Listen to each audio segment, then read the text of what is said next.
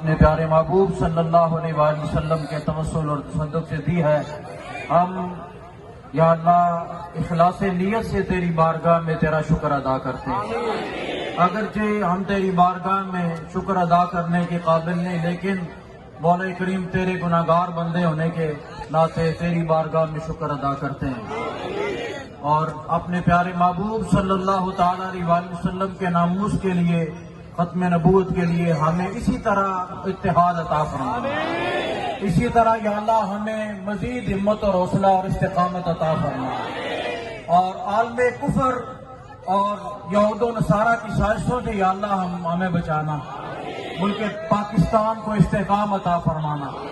یا اللہ اس ملک کو ان گنڈوں اور ان لٹیروں سے یا اللہ نجات عطا فرما.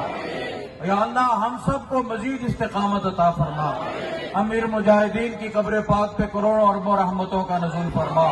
امیر محترم کا سایہ تا دیر ہمارے سروں پہ قائم اور دائم فرما. مذاکراتی ٹیم کی کوششوں کو اپنی بارگاہ میں قبول فرما. مجلس شورا کی کوششوں کو اپنی بارگاہ میں قبول و منظور فرما. اور آئندہ بھی اسی طرح جرأت سے فیصلے کرانے کی توفیق عطا فرما. آئندہ بھی اسی طرح یا اللہ استقامت عطا فرما.